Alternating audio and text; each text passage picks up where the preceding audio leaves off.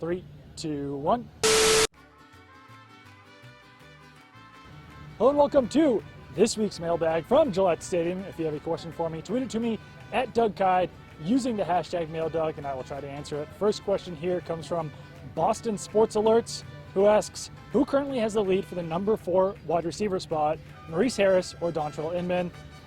Maurice Harris by a sizable lead. Maurice Harris leads the Patriots receivers in catches during these spring practices so far, and from the 4 practices that we've seen, Dontrelle Inman does not have a single catch. So I actually wouldn't even put Inman at this point in the category of that number 4 wide receiver spot. I think that other guys on the roster, maybe even like undrafted rookie Jacoby Myers, are actually above Inman on the depth chart right now. So Inman definitely has a lot of ground to make up during training camp, during the last few OTAs, before the preseason, the season starts, to make this roster. And at this point, not looking good for him, but like I said, a lot of time to make that up. Second question here comes from Jono Thorpe, who asks, which UDFA is making the roster for you at this point?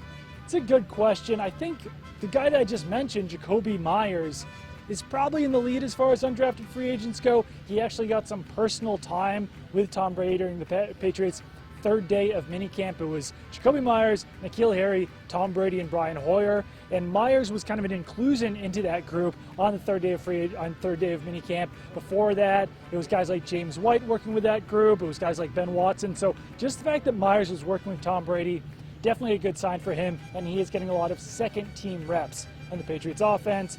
Third and final question here comes from Con, who asks, do you think Austin Seferian-Jenkins will be back, and do you think they'll make any more moves at tight end? It sounds like the door is open for Seferian-Jenkins to return. He was cut with some personal problems, so the report out there was that he could come back. Not so sure if he'll be back or not, but I definitely wouldn't be surprised. The Patriots did bring in another tight end over the summer before training camp. There are some interesting names out there. Ryan Griffin is one of those guys, the tight end from the Houston Texans.